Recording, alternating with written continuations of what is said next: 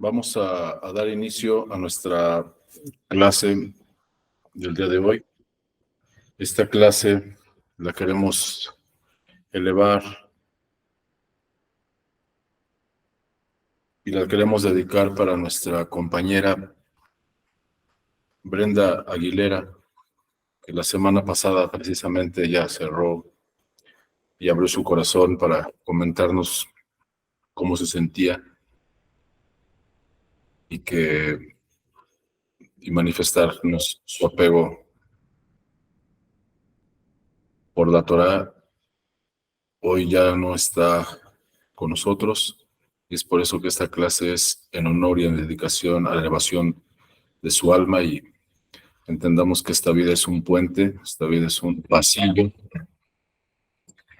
y que si como un puente y un pasillo sirven para trasladarnos a otro lado, pues así nuestra compañera Brenda ya su alma se encuentra en otro lugar, y que todo su estudio de Torah y su dedicación sirvan para su elevación. Vamos a dar inicio con el libro de la Torah a la vida. Y vamos en esta ocasión a estudiar y analizar la Parashá Hasinu. Nada más le pedimos a nuestra compañera Dominga si puede apagar su micrófono, por favor.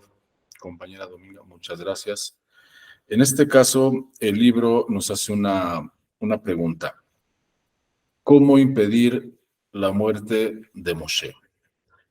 Dice, y habló el Eterno a Moshe en la plenitud de ese día, diciendo, asciende a esta montaña de Jabarim, el monte Nebo, que está en la tierra de Moab, la cual está enfrente a Jericó, y contempla la tierra de Canaán, que yo entrego a los hijos de Israel como posesión.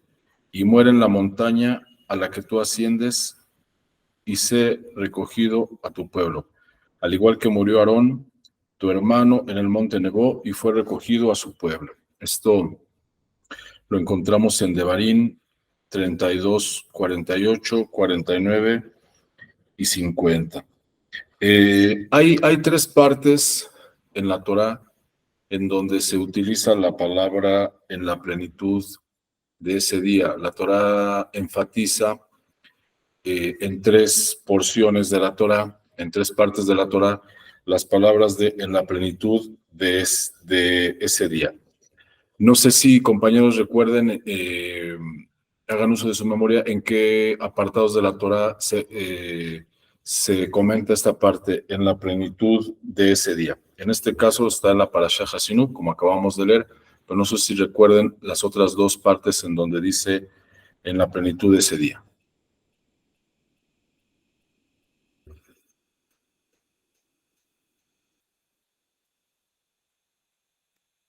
No, yo no recuerdo. No recuerdo yo tampoco, profe. No pasa nada, simplemente es con la intención de que podamos participar. Bueno, una de ellas es precisamente en Bereshit 7:13, dice respecto a Noaj, en plenitud de ese día entró Noaj, Shem, Ham y Jefed al arca. En este caso, nos está comentando el libro de la Torá de la vida que cuando Noaj estaba haciendo el arca, las personas que estaban ahí con él querían impedir que Noaj ingresara al arca, y entonces ellos dijeron, prácticamente juraron, ¿no? Pero vamos a hablar aquí, porque puesto que no se puede jurar, vamos a decir que prometieron, ¿no? Entonces dijeron, prometemos que cuando Noaj quiera subir al arca, no lo vamos a dejar ingresar, e inclusive vamos a destruir al arca, y a él, bueno, no sabemos qué le querían hacer. Entonces dice la Torá, en plenitud de ese día, para que vean que el hombre amenaza o el hombre piensa que va a ser, y es la voluntad del Eterno la que predomina, y es por eso que la Torá ilustra en la plenitud del día. O sea, se vio en todo dicen que la plenitud del día se refiere a que fue en el atardecer. Entonces se vio ahí la mano del Eterno que impidió que estas personas que habían dicho, prometemos que cuando Noah esté a punto de ingresar al arca no lo vamos a dejar, pues que vieron que sí pudo, y nosotros, entonces el Eterno, somos muestra viviente de que Noah subió al arca, bajó, se les dieron las leyes y pues aquí estamos, vivitos y coleando, para poder, como comentamos en alguna clase, poder seguir jugando en la cancha. Alfredo tiene un comentario. Adelante, Alfredo. Nada más era como una especie de pregunta. Entonces significa que, por ejemplo, en la plenitud del día es como decir que Noah y su familia entró a pesar de que los demás estaban viéndolo en la plenitud del día, vaya, o sea, como haciendo énfasis, ¿a eso se refiere? Exactamente, que fue muy evidente, o sea, la plenitud del día, cuando vemos plenitud, vemos completud, y cuando vemos un día, vemos luz. Entonces, digamos que todos los reflectores, traduciéndolo a un lenguaje más moderno, todos los reflectores estaban puestos ahí, y entonces dijeron, he aquí que yo haré que Noah, dijo el Eterno, he aquí que yo haré que Noah entre al arca a la mitad del día, y el que tenga la capacidad para oponerse, que venga y que se oponga. A eso se refiere en la plenitud de ese día, para que se vea con todos los reflectores esa acción. Ok, profe, gracias. No de qué. Hay otra parte, igualmente de Egipto declara, y en la plenitud de ese día que el Eterno sacó a los hijos de Israel, esa es la otra parte donde la Torá manifiesta estas palabras, y en la plenitud de ese día que el Eterno sacó a los hijos de Israel de la tierra de Egipto por sus huestes. Esto lo encontramos en Shemot 12:51. Así ocurrió, debido a que los egipcios decían, prometemos que si sentimos que los hebreos están a punto de escapar, no los vamos a dejar. Y no solo eso, sino que además tomaremos espadas y otras armas y los vamos a matar. Entonces Dios dijo, he aquí que yo los sacaré de Egipto a la mitad del día, y el que tenga la capacidad para oponerse, que venga y se oponga nuevamente. Y bueno, y de igual modo, respecto a la muerte de Moshe, la Torá dice que su muerte ocurrió en la plenitud de ese día, ya que los israelitas decían, prometemos que si sentimos que Moshe está a punto de morir, no lo dejaremos. El hombre que nos sacó de Egipto, que partió el mar rojo para nosotros, que hizo descender el man para nosotros, que hizo que codornices volaran para nosotros, que nos proporcionó un pozo de agua en el árido desierto y nos entregó la Torá, no lo dejaremos morir.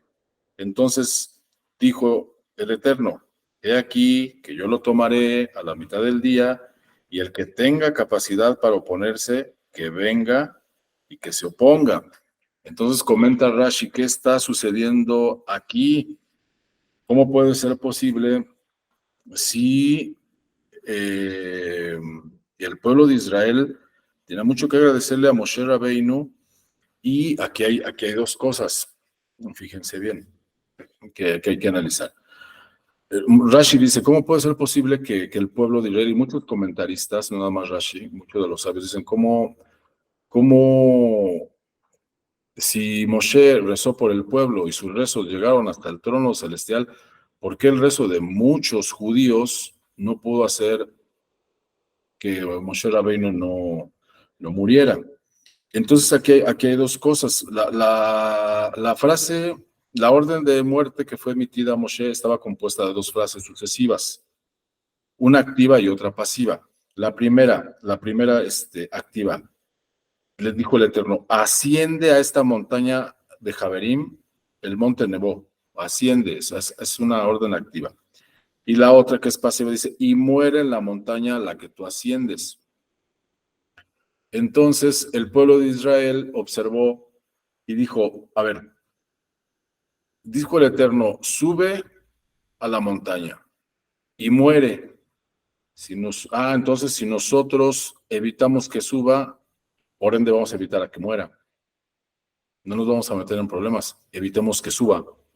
Os digo así como que evitar que muera, pues esos son designios del Eterno, y eso ya es meterse en cosas más profundas, más insondables. Pero entonces dijeron, lo que sí podemos hacer es evitar que suba. Voy a repetir. La orden de muerte que le fue emitida a Moshe estaba compuesta de dos frases sucesivas, dice el libro, una activa y otra pasiva. Primera, asciende a esta montaña de Jabarim, el monte Nebo, asciende. Y la segunda, le dice el Eterno, y muere en la montaña a la que tú asciendes. Entonces, pues, el pueblo de Israel pensó inteligentemente, vamos a evitar que ascienda, y si no asciende, no muere. Entonces se veía como que una empresa sencilla, ¿no? Si lo vemos desde ese punto de vista, o no sé qué opinan ustedes, se veía como algo alcanzable, pues evitemos que suba. Si le dijo el Eterno sube y luego muere, pues que no suba. ¿Qué opinan?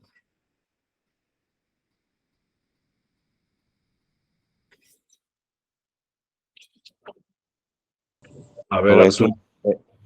adelante, adelante.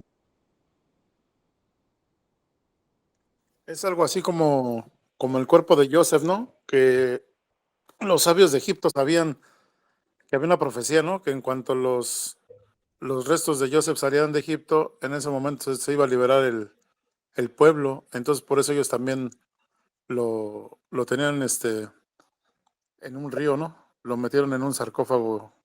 Creo que le echaron hasta plomo para que se fuera hasta abajo del río del Nilo, para que no lo sacaran, no lo encontraran. Es algo así, ¿no? Sí, sí, exactamente, muy, muy buen comentario y sí, está muy, muy relacionado. Exactamente, Arturo. Vamos a ver qué dice Alfredo. No, es que lo que pasa es que yo estoy tratando de entender lo que estaba comentando. No sé si podría volverlo a explicar o a leer. Lo que pasa es que no como que no alcanzo a profundizar.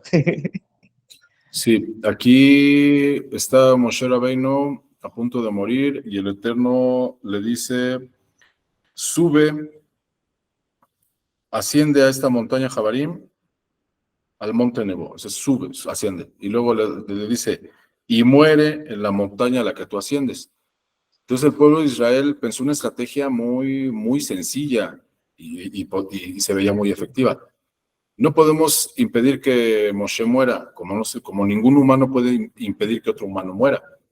Pero analizaron, porque es el pueblo judío y analizaron, como siempre todo analizan, y entonces dijeron, a ver, el Eterno le dijo asciende para que mueras. Si evitamos que ascienda, pues no va a morir. No sabemos cómo, pero si evitamos que ascienda, pues podemos retrasar que muera o que no muera. Esa es la Ok, estrategia muy, muy inteligente que pensaron, ¿no? ok, ok, Eso fue, ok, ok. o sea, lo Pero analizaron bien, o sea, a lo mejor siempre, y a lo mejor y eso de asciende era en nuestro aspecto, ¿no?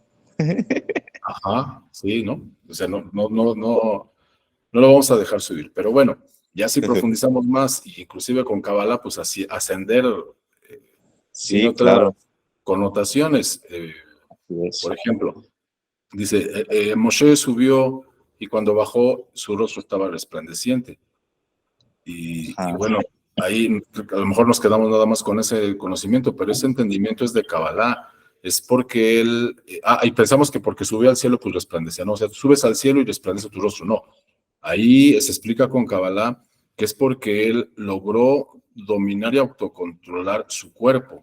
Entonces, cuando Moshe Rabbeinu, el hombre más elevado de todos los hombres, domina su cuerpo, entonces el alma se manifiesta en el cuerpo, cosa que nosotros pues no lo No, podemos lograr, ¿no? nomás no.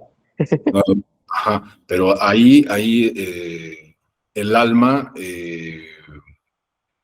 digamos que acaparó al cuerpo, ¿no? El alma es más grande, el alma es muy, muy grande. Dicen que es uno de los grandes milagros de entre tantos que hace el Eterno, es cómo meter un alma dentro del cuerpo. Y también Misraim significa eso. Misraim significa estrechez. Entonces habla también la Cábala de cómo el alma se estrecha y se mete en el cuerpo. De ahí que cuando dice vamos a sacar al pueblo de, de Israel de Egipto, pues habla de sacar al alma del cuerpo o sacar de la esclavitud al alma que el cuerpo la tiene sometida para que el cuerpo pueda hacer, pues pueda rezar, pueda tener un contacto con el Eterno, pues, pero son cosas que explica la Kabbalah. Y ellos, aquí ahorita lo que estamos comentando, pues no se metieron en tanto problema, dijeron, pues si el ascender implica morir, pues evitamos que ascienda, ¿no? así como muy, muy sencillo. Pero ¿qué fue lo que pasó ahí? Dice, Israel podía impedir la muerte de Moshe a través de expresar un rezo efusivo al Eterno.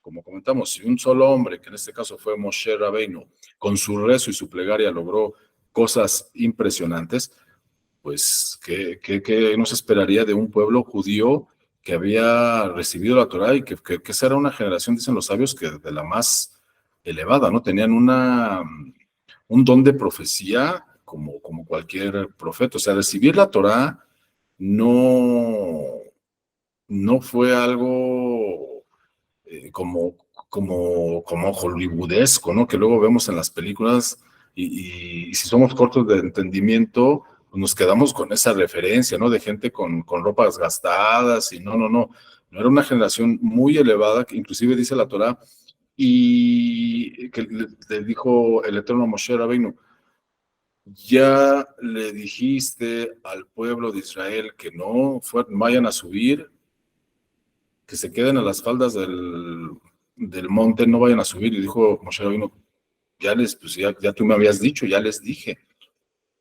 Es que lo que voy a entregar no son palomitas, voy a entregar la Torá. Y dice la Torá, y el pueblo tuvo miedo. Y a lo mejor lo leemos, tuvo miedo. Pues sí tuvo miedo por los rayos y los truenos. No, tuvo un miedo que es un miedo que tiene que ver con mucho respeto. O sea, no miedo de temor inmaduro y psicológico, no.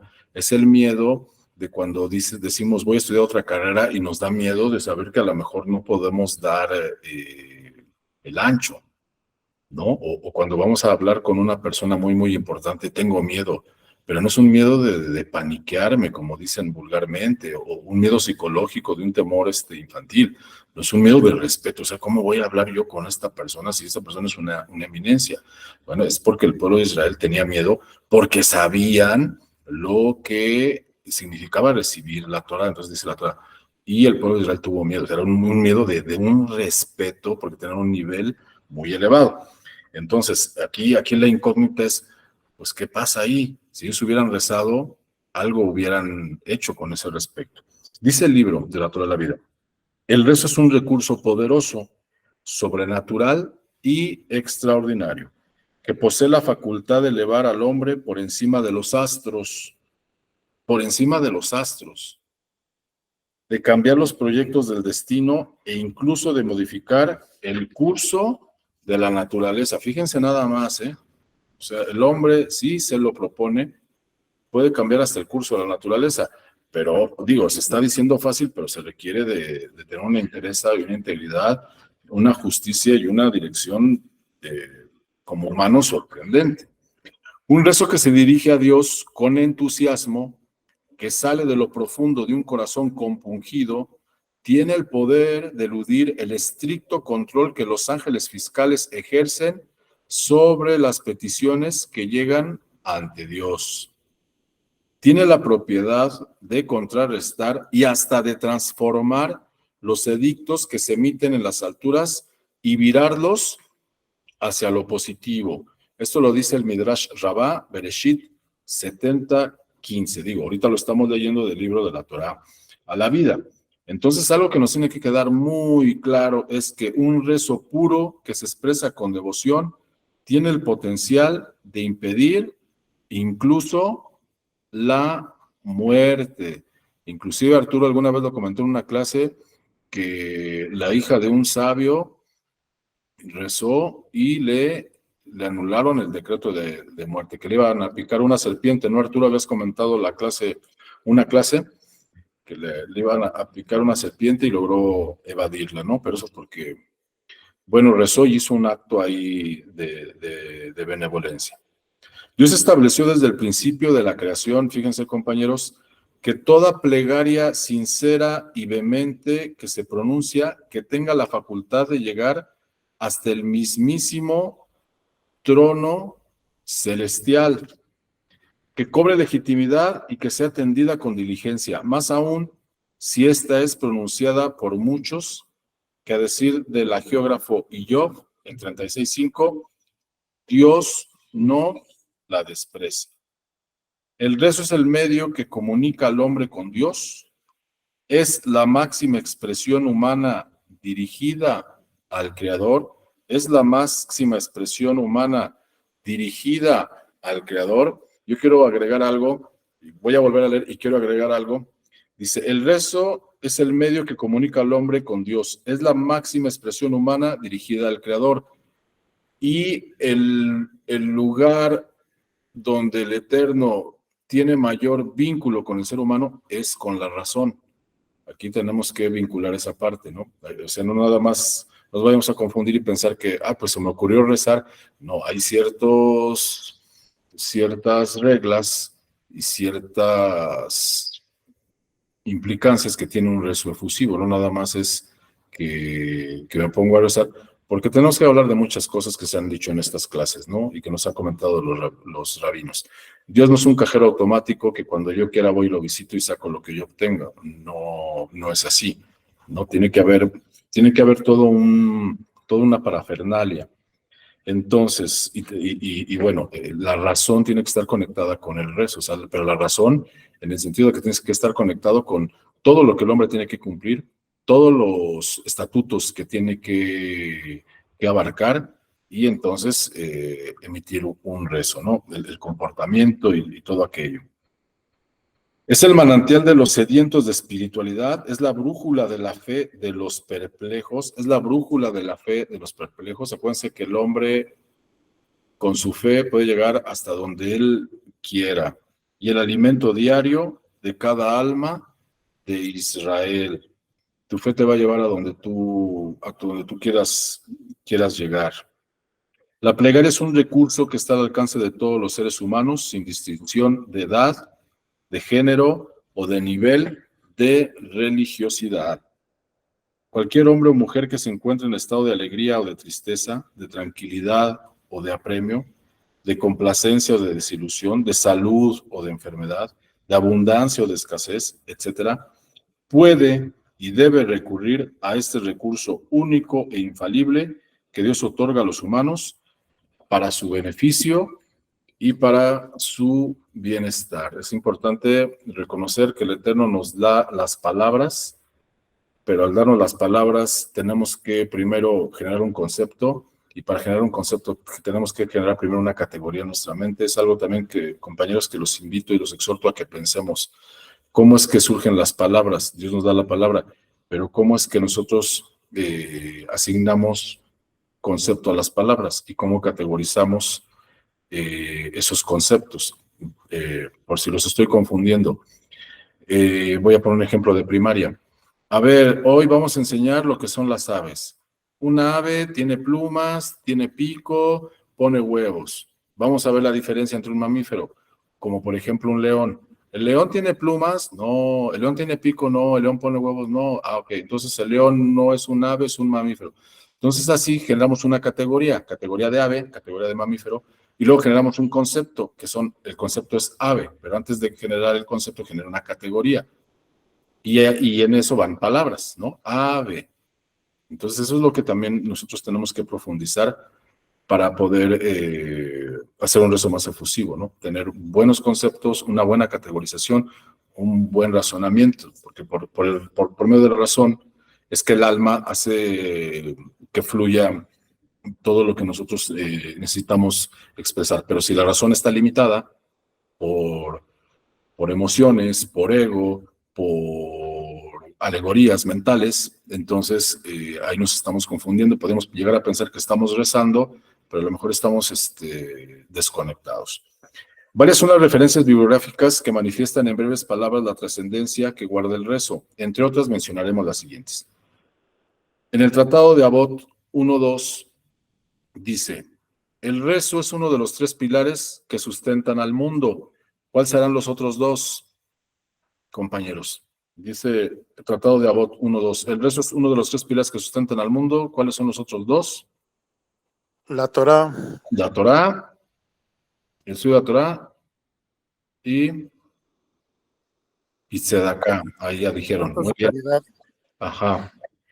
¿Algo iba a comentar, Alfredo? No, sí iba a decir eso, pero ya me la ganaron. Tefilá, Torá y Tzedaká. Muy bien. Dios no desprecia, dice Talmud, Tratado de Berajot 8.1, Todo está aquí en el mismo libro de la Torá la vida. El libro es el que cita todas estas referencias. Dios no desprecia el rezo colectivo, aun cuando entre los orantes hubiera hombres perversos. Fíjense bien. Acuérdense que Dios observa mucho que los humanos se unan. Lo observa mucho. Lo observa mucho. ¿Cuál fue una de las cosas por las que, a ver, el Eterno hace una limpia con el diluvio? Hace una limpia con Sodoma y Amorá. ¿Por qué no es una limpia con la Torre de Babel?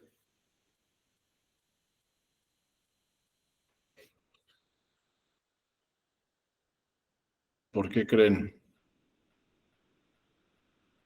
Sí, Arturo. Porque en esa ocasión estaban unidos, Exactamente. y entonces el Eterno dice que cuando están unidos, Él perdona, ¿no? Sí, sí. Sí, sí. Voy a decir algo muy triste, Arturo, algo muy, muy triste, pero es un exhorto que hizo un rabino al pueblo de Israel. Les dijo, por favor, vamos a unirnos porque pues la mitad del pueblo de Israel no observan la Torá, ¿no? Del pueblo judío. Entonces los convoca y dice, por favor, o sea, ya entendamos algo. Nosotros, hablaba al pueblo judío, dice, nosotros nos dividimos, o sea, Askenazí, Sefaradí, no es que se dividan, pero Sefaradí, Askenazí, sionistas, dice, bueno, dice, pero acuérdense que cuando fue la Shoah, lo agarraron parejo, o sea, agarraron judíos de todo tipo, ¿no? Inclusive si tu abuelo era judío, también decían, pásale para acá. Dicen, ¿por qué si en la desgracia nos unen, pues por qué no en el agradecimiento más aún nos unimos? ¿No? Es una convocatoria que hizo un rabino al pueblo judío, ¿no? Haciendo énfasis de que habría que valorar y preponderar pues esa unión. Y eso es lo que yo también espero que como monoteístas, como no ágidas, tengamos una unión. Andamos por ahí un poquito sueltos, si bien estudiamos, no logramos todavía congregarnos, compartir y fortalecernos, ¿no? Donde cada uno de nosotros vive, hay gente que no practica monoteísmo y que no logramos cerrar la pinza. Sí, Arturo, adelante. Sí, una vez Joseph Chayo contó una historia de que un rabino bueno, llegó a Israel, y ya estando en Israel tomó un taxi, y que ya le dijo al taxista, llévame al cótel, hermano, llévame al muro. Y dijo, hermano, yo no soy tu hermano. Y dijo, sí, eres mi hermano. Dice, eres de aquí, nacido aquí en Israel, eres judío. Dijo, sí, pero no soy tu hermano. Y dijo, bueno. Y dijo, pues déjame decirte que yo tuve un gran maestro que me enseñó que todos los judíos somos hermanos. Y le dijo al taxista, ¿qué gran maestro tuviste? Y dijo, Hitler. Hijo. Sí, qué fuerte. No me esperaba eso, Arturo. No había escuchado ese comentario. Yo pensé que iba a decir Moshe Rabbeinu, pero dice el rabino Ariel Grossman, ¿quieres saber de judíos? Pregúntale a un antisemitista, ¿no? Y ellos saben perfectamente cómo estar. No me esperaba ese comentario, pero sí está muy fuerte, ¿no? Sí está muy fuerte. Demasiado. Sí, no me esperaba otra cosa, pero sí. Dice también el Talmud del Tratado de Berajot, aun cuando pasare una espada afilada sobre el cuello de un hombre, o sea, amenazando su vida, que no deje de implorar a Dios y no se desaliente en esperar la misericordia divina. También en el mismo Talmud Tratado de Berajot dice, dijo Rabí Eliezer, es más grande el rezo que el haber de buenas acciones. Y también dijo Rabí Eliezer, es más grande el rezo que el acercamiento de ofrendas sobre el altar sagrado. Nos están escribiendo aquí en el chat. Es idóneo agradecer los acontecimientos difíciles, enfermedades, etcétera, y rogar a Hashem que le quite de esta situación, o cuál sería el orden conveniente para suplir. Es una pregunta, a ver, voy a volver a leer. ¿Es idóneo agradecer a los acontecimientos difíciles, enfermedades, etcétera, y rogar a Hashem que le quite de esa situación, o cuál será el orden conveniente para suplicar? Ok. A ver, vamos a tratar de contestar esta pregunta con una anécdota. Un chico iba a celebrar su bar mitzvah, y entonces le pidieron al abuelo que le diera unas palabras, y el abuelo se levantó y le dijo: hijo, yo estuve en el Holocausto, y yo tenía como 5 años cuando me separaron de mis padres, se los llevaron a los campos de exterminio. A mí no me llevaron ni porque yo era muy pequeño, y me separaron. Y entonces me quedé con mi hermano. Y entonces los tenían en una situación en donde iban a decidir si los llevaban al campo de exterminio o a los campos de concentración para que trabajaran. Este niño tenía como 5 o 6 años. Entonces dice que lo que hizo fue que cuando pasaron los nazis a observar, y él tenía el temor de que por verlo pequeño lo mandaran al campo de exterminio porque no servía para trabajar. Entonces lo que hizo fue pararse de puntitas. ¿Cuánto puede una persona aguantar parado de puntas? No mucho, y él aguantó horas para elevar su estatura y que no lo vieran pequeñito y lo mandaran al campo de exterminio. Entonces le dijo a su hermano: ya no aguanto. Le dijo a su hermano: tienes que aguantar, tienes que ser fuerte, tienes que aguantar. Dice que ya no aguanto. Dice: acuérdate que leímos alguna vez que en Tehilim decía que Dios pasará tus quebrantos. Entonces el hermano aguantó, y bueno, ese día no lo mandaron al campo, lo hicieron pasar como una persona de mayor edad, pero sí se aventó muchos años ahí, y dice que no aguantaba. Dice: ya no aguanto, hermano, ya no quiero estar aquí, ya me quiero morir. Y su hermano le decía: recuerda lo que dice el rey David en Tehilim, que Dios pasará tus quebrantos. Y dice que eso fue lo que lo salvó. Después de 3 años lograron salir de ahí, formó una familia. Entonces, tratando de contestar la pregunta, es primero, efectivamente, agradecer todo lo que nos manda Hashem. Hashem no quiere el mal para nosotros. Hoy estudiaba que el hombre fue hecho por Hashem para darle placer. Y puede decir uno: pero si yo a veces no tengo placer. No. En todo momento Hashem quiere que nosotros tengamos placer, de todo tipo, de todo tipo. Pero lo que no entendemos es que el placer más grande no es de este mundo. Este mundo, dice Ramjal, que este mundo es deficiente, este mundo es con deficiencias, ¿no? Hashem quiere que tengamos, de acuerdo a lo que nosotros podamos razonar o podamos trabajar con nuestras cualidades, que tengamos un placer en el mundo venidero, de acuerdo a lo que nosotros hayamos metido en nuestro entendimiento y cincelado en nuestra alma. Entonces, pues primero sería agradecer, aunque a veces no comprendamos, ¿no? Yo sé, ahorita estoy comentando, pero sé que si tenemos una pérdida, que Dios no lo mande, o una tristeza, y no comprendemos en ese momento qué de benéfico tiene esto para mí, o qué placer me quiere, dice el profesor, qué placer. Ahorita tengo una enfermedad o tengo un padecimiento, ¿dónde está la parte placentera? Es difícil, pero hay que tratar de agradecer, y sobre todo pensar que el Eterno todo lo hace por nuestro bien. Y entonces, agradecer primero, estar consciente que todo lo quiere el Eterno para bien, y entonces sí, decirle a Hashem: ayúdame, porque yo no estoy pudiendo pasar esta prueba, ¿no? Esta prueba es muy difícil, y hablo de cualquier tipo de prueba. A veces hasta no hacer la Shon Hara hay que rezar. Muchas veces pensamos que no hay que rezar por eso, no, sí. O sea, Hashem lo que está esperando es que recemos, que nos conectemos con Él. Y a veces pensamos que las cosas son: ¿cómo le voy a pedir al Eterno que ya no haga yo la Shon Hara? No, es que Hashem no puedo, o sea, no puedo.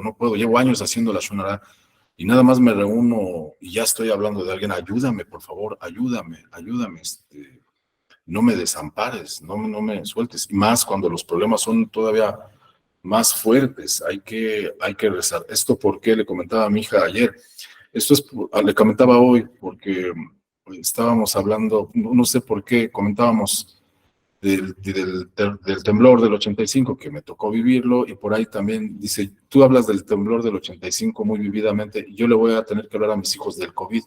Digo, pues sí, sí, te van a preguntar. Y le digo, lo que aprende uno de aquí es que a uno se le acaba la motivación. A mí me dio COVID, a mi esposa ya no quería vivir, mi esposa ya se estaba dejando morir. Entonces, y me dice, ¿cómo lo hiciste? Digo, bueno, es que uno también debe de entender que uno puede ser motivador de otra persona. A veces la motivación que trae uno aquí se acaba la batería que trae uno aquí, se acaba la fe, se acaba la emuná. Entonces uno tiene que ayudarle a otra persona a cargar su batería con la batería o poca batería que uno tenga. En este caso dice mi esposa, tienes que comer, o sea, aunque no tengas hambre, abre la boca y yo te voy a meter. Yo le metí la comida en la boca a fuerza, porque ella no quería decir, ya no quiero vivir, está acostada, ya no quiero vivir.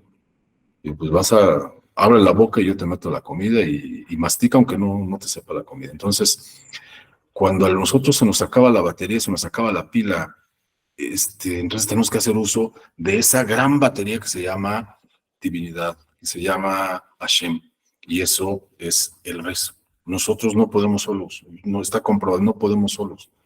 A veces tenemos la fortuna de tener a alguien al lado y que nos echa por nuestra familia, un hermano, un prójimo que nos alienta, nos motiva. Si no, los equipos de fútbol o deporte no necesitarán un entrenador, no. Se nos acaba la pila y necesitamos a alguien, pero a veces se acaba esa pila. O sea, ya nosotros no podemos solos, no podemos solos. Yo lo tengo muy comprobado, no podemos solos. Y entonces cuando hay que acercarnos con Hashem y decirle, ayúdame, por favor, porque no la estoy haciendo, ¿no? Entonces digo, tratando de contestar su pregunta, Rosy. Dice acá, levantó la mano Arturo. Sí, Arturo.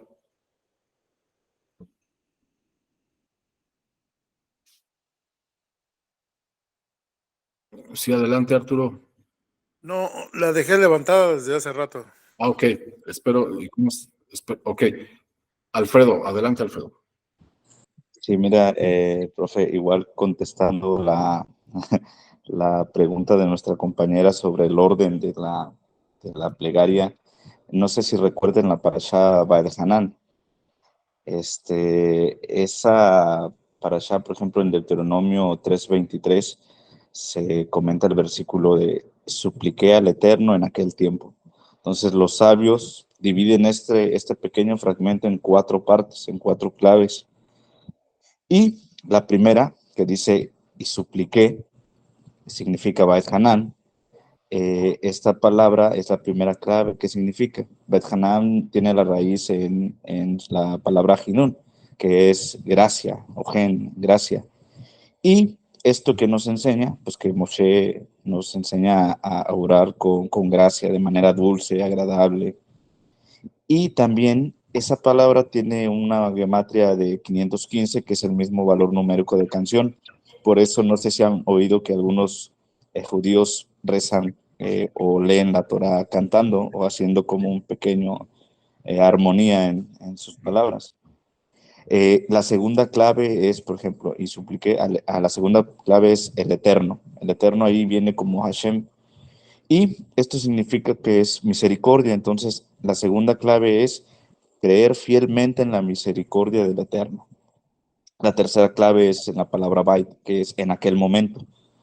Y aquí el rey David nos dice que se busca el tiempo adecuado para dirigir su oración. En eso lo menciona el Salmo 69. Pero los sabios dicen que en aquel momento significa que en el momento en el que estás tú, o sea, en ese preciso momento en el que estás, allí debes hacer tu plegaria. Y la última es lemor, es decir, diciendo. Aquí es lo más importante. ¿Por qué? Porque a veces solemos generalizar en nuestra plegaria, perdón, y lo que se debe hacer es, en la clave, diciendo significa ser lo más específicos en la palabra, o sea, decir hasta el más mínimo detalle en la plegaria. Entonces aquí son estos 4 puntos, ¿no? Y supliqué, 1, al Eterno; 2, en aquel momento; 3, diciendo. Nada más sería eso. Muy, muy buen listado y muy buen corolario, Alfredo, hasta para tenerlo en cuenta y apuntarlo, pues digamos que son como los requisitos para un rezo efusivo. Muy bien. Y creo que contesta perfectamente la pregunta de Rosy. Muy bien. Vamos a continuar. Digo, es que excelente. Hoy está muy bueno este estudio porque es la finalidad que se debe de cumplir, que todos aportemos y que todos analicemos y que hagamos preguntas y nos apoyemos entre todos. Excelente. Dice que también acá, igual en el Tratado de Berajot, dijo Rabbi Eliezer, desde el día que se destruyó el Bet Hamikdash, se cerraron los portones del cielo que dan acceso al rezo. Sin embargo, aun cuando esos portones fueron cerrados, los portones de las lágrimas, rezo efusivo, no se cerraron. Dijo Rabí Jamá, hijo de Rabí Haniná, si ve un hombre que rezó y no fue respondido, que vuelva a rezar nuevamente, como así lo señala el versículo en los Salmos 27 y 14. Esperánzate en el Eterno, fortalece y fortifica tu corazón, y nuevamente esperánzate en el Eterno. La plegaria que conlleva no tan solo la opción de cambiar hacia lo mejor, sino también la aureola de paz que concede saberse conectado con lo divino, produciendo en sí misma una expectativa hacia lo positivo. O sea, por el hecho de tener un contacto con el Eterno, dice aquí que independientemente de que si te sientes que te están escuchando o no, el haber tenido un contacto con lo divino, eso ya es de suma ganancia. Pero la verdad que, bueno, necesitaríamos una clase especial para el rezo, porque dijo el rabino Ariel Grossman que es todo un acto intrépido el poder rezar, ¿no? Y voy a tratar de explicar algo psicológico. Se tiene que desconectar al ego de la región tridimensional en la que tiene atrapada y cautivada a la mente. Le genera un psiquismo, una alegoría, y esto hace que se tengan tapones. Fíjense nada más. O sea, el instinto lo que hace por medio del ser hará es generarle una identidad al humano y creer, y que el humano se crea que es eso. O sea, que se crea un Ernesto. Y eso es lo que luego no nos impide liberar al alma para que tenga un contacto divino. Es algo muy complicado, ¿no? Es algo muy complicado. Desde chicos alimentamos el ego y vamos creando tapones, capas que no nos permiten conectarnos con lo divino. Y lo que hace el Yeser Hara es que diario reafirmemos nuestra falsa identidad por medio de un psiquismo falso que nos genera el propio ego. Es algo muy complicado, es algo psicológico que habría que tomar clases para poder entender. Y entonces es complicado poder liberar que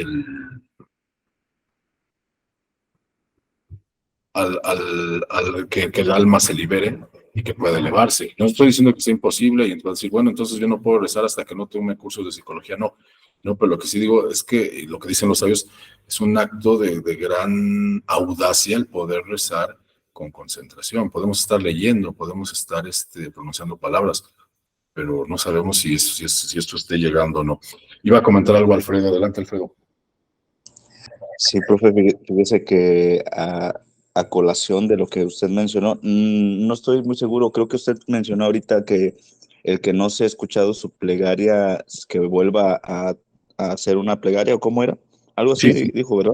Lo vamos a volver a leer. Bueno. Dice Rabí Jamá, hijo de Rabí Haniná, si vi un hombre que rezó y no fue respondido, que vuelva a rezar nuevamente, como así lo señala el versículo en Tehilim 27:14.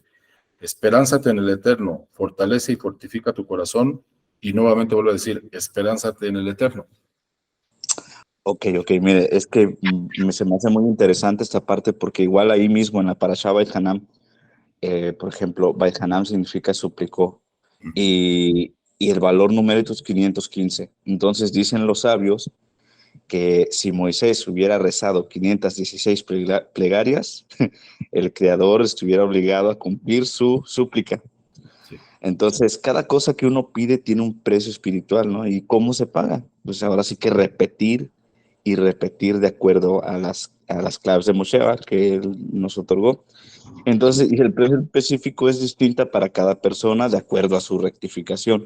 Entonces, por ejemplo, en este caso, la parasha de Moshe de Bar-Hanam, el precio de Moshe era la cantidad de 516 y él logró 515, dicen los sabios, ¿no? Entonces, el Eterno, por eso ahí en la parasha detuvo a Moisés, le dijo, es bastante para ti, no vuelvas a hablarme más sobre este asunto. Entonces, aquí lo que nos dice es que hay que aumentar nuestro número de plegarias, ¿no? Sí, pero es que es muy complicado el tema, Alfredo. Muchas veces queremos que el Eterno nos resuelva algo que nos toca resolver a nosotros, que ese es también otro tema, ¿no? El Eterno es el que nos convoca a que seamos responsables de nuestros actos. Y a veces queremos sentarnos y que el Eterno nos resuelva lo que es nuestra responsabilidad. Entonces ahí es cuando un rezo puede ser no escuchado. Pero vuelvo a lo mismo, porque a lo mejor soy yo el que me estoy autoengañando. O sea, por favor, Hashem, no quiero meterme a la escuela, ya hazme arquitecto. No quiero presentar ningún examen ni tener una matrícula, ya hazme arquitecto. Ese es un psiquismo que jamás, o sea, no va a llegar. Eso no va a llegar. Eso es a lo que me refería. O sea, hay que Totalmente de tener acuerdo. cuidado con las trampas psicológicas y pensar que estoy rezando y estar pidiendo, porque eso no va a llegar ni aunque lo haga 1000 veces. No, por favor, Hashem, no quiero estudiar arquitectura, pero hazme arquitecto. No, eso no. Claro, Eso no, entendido. ¿no? Bueno, dice aquí, el pueblo de Israel conocía a la perfección este secreto, sabía que contaba con un arma infalible llamada rezo, y por su medio lograría el mal decretado que pensaba contra Moshe y así impedir que fuera recogido a su pueblo. Es por esta razón que dijo con seguridad, prometemos que si sentimos que Moshe está a punto de morir, no lo dejaremos subir. O sea, así dijo el pueblo de Israel. Y sin embargo, Dios no permitió que este rezo se diera por medio de la nefasta noticia que difundió en el campamento, lo que hizo que el corazón del pueblo se perturbó. Fíjense bien, el pueblo iba a rezar, pero lo que hizo es que la noticia fue tan perturbadora, ya les había pasado alguna vez con el becerro de oro, de no baja Moshe Rabbeinu, ya se excedió de un día, ¿qué va a pasar con nosotros? Y entonces se perturbaron. Entonces acá nuevamente la noticia los perturbó y entonces aquí tratando ya de dar una respuesta concreta, el libro dice, se perturbaron y por lo tanto su rezo no fue efusivo, porque es lo que estamos comentando. Ya el rezo iba a ir en línea directa, pero empezaban a meterse emociones, alegorías, en este caso miedo que se difundió porque Moshe iba a morir y entonces la plegaria se distorsionó y ya no fue una plegaria efusiva. Una vez más la escritura subrayó el término en plenitud de ese día para dejar como testimonio para todas las generaciones el siguiente principio rector. La diligencia del hombre es falsa, solo la voluntad del amo del universo es la que prevalece, que es lo que estamos comentando, ¿no?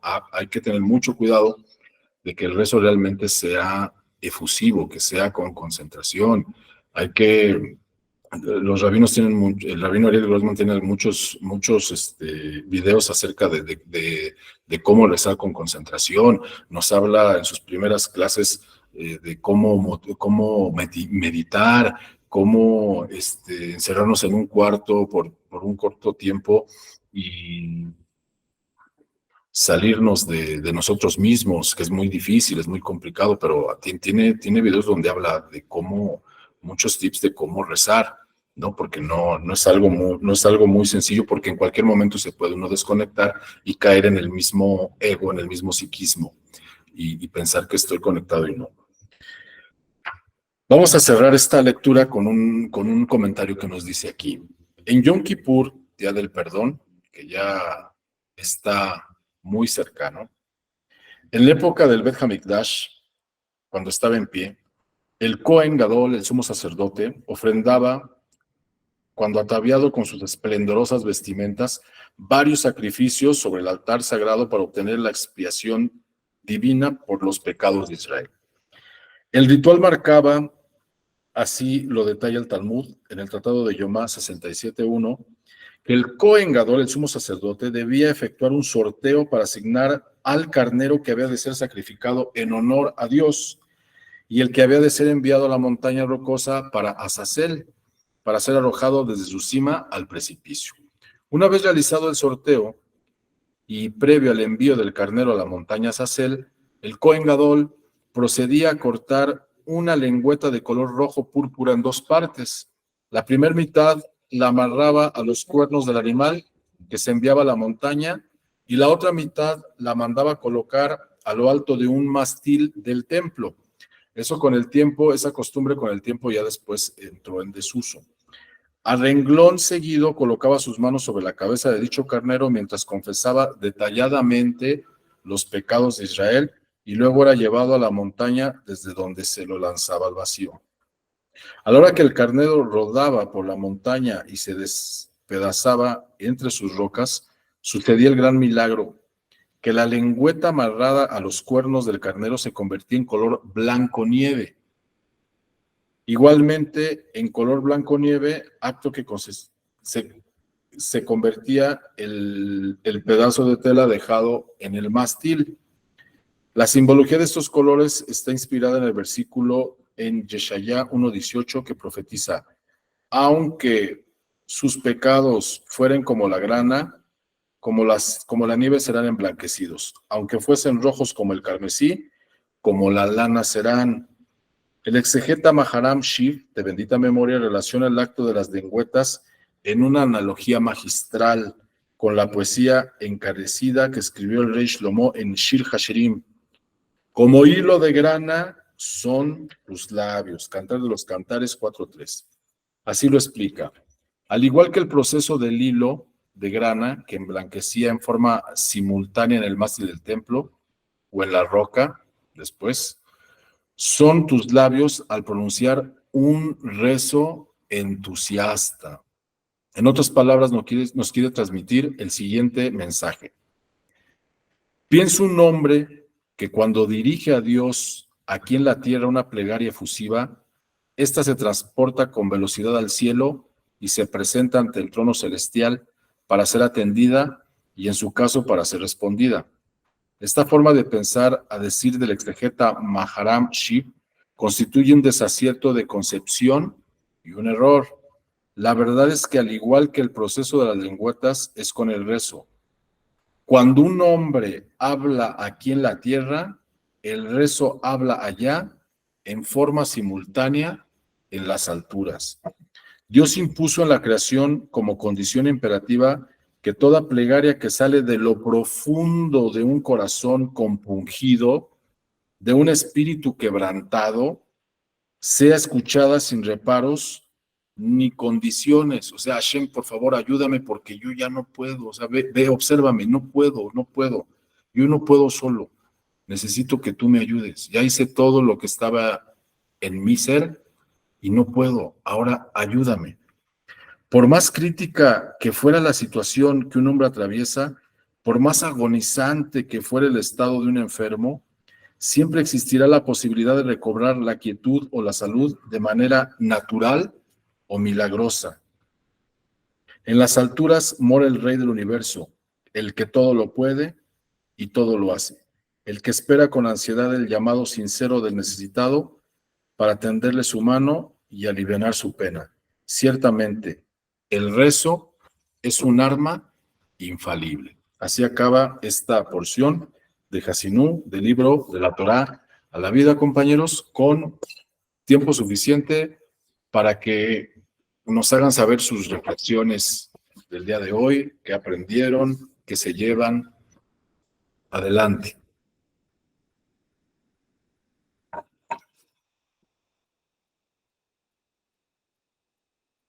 Adelante, Alfredo. Se me hace muy interesante la última parte, profe, en la que mencionó sobre el hilo de grana, ¿verdad? Así es.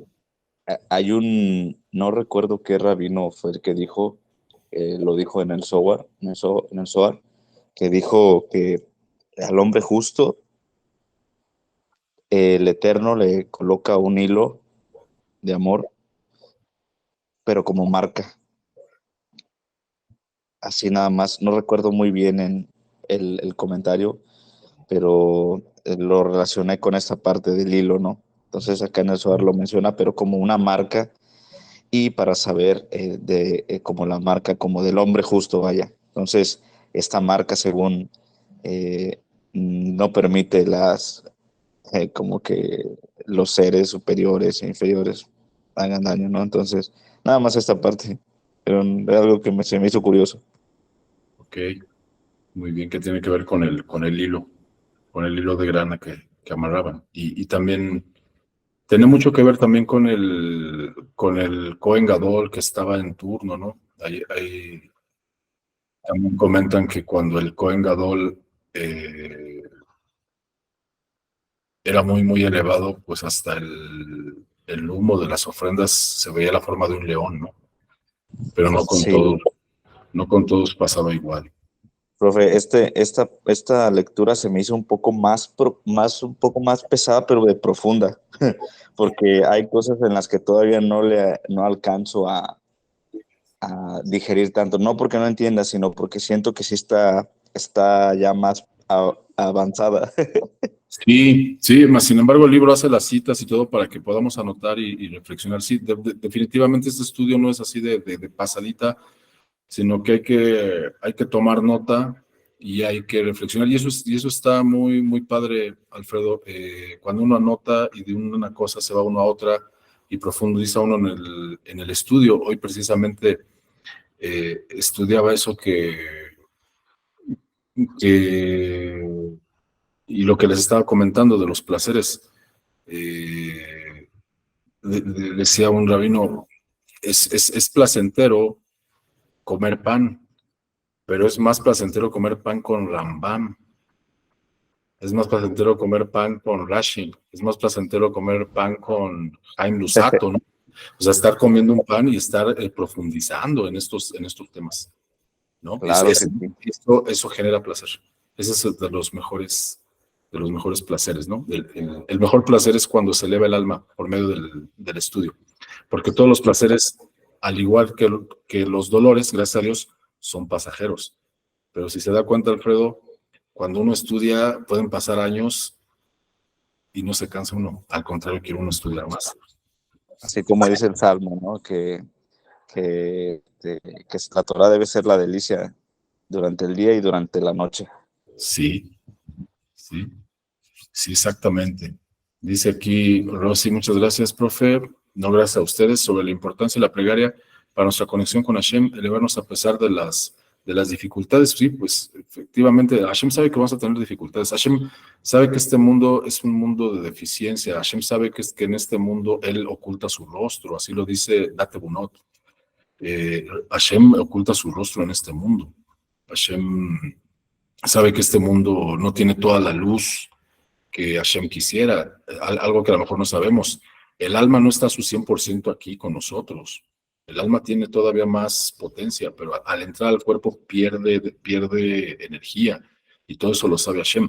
Por eso Hashem nos manda su Torah, nos manda estos recursos porque Él sabe que Él nos pone la prueba y también nos da las herramientas, ¿no? Entonces, así es.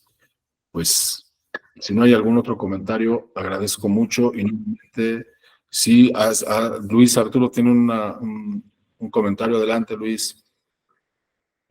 Buenas noches, nada más. Un ejemplo de un rezo profundo, el de Ana en Primera Samuel, ¿no? Es un ejemplo que podríamos estudiar para un rezo profundo, ¿no? Dice, oh Eterno de los ejércitos, si tú quisieras mirar la aflicción de tu sierva y acordarte de mí y no olvidarte tú a tu sierva, sino que dieres un hijo, entonces se lo daré al Eterno todos los días de su vida y ninguna navaja pasará por su cabeza, ¿no? Ana era una mujer que deseaba un hijo y estaba muy afligida por encontrar esta bendición. Y bueno, es un muy buen ejemplo para una oración intensa, ¿no? Conocer corta, precisa, lo que decía Alfredo, ¿no? De Mayatzar, ¿no? De la Parashá, es muy, muy, muy, muy preciso, y es una oración de un pasuk o dos, máximo. No necesitas hacer largas oraciones para entrar en profundidad, sino más bien, como dice Ernesto, profundizar en lo que quieres decir y ser muy puntual en lo que quieres delante del Eterno y con todo tu corazón. Ese nada más sería mi comentario. Buenas noches. Sí, exactamente. Buenas noches, muchas. Muy bien, muy bien. Adelante, Alfredo.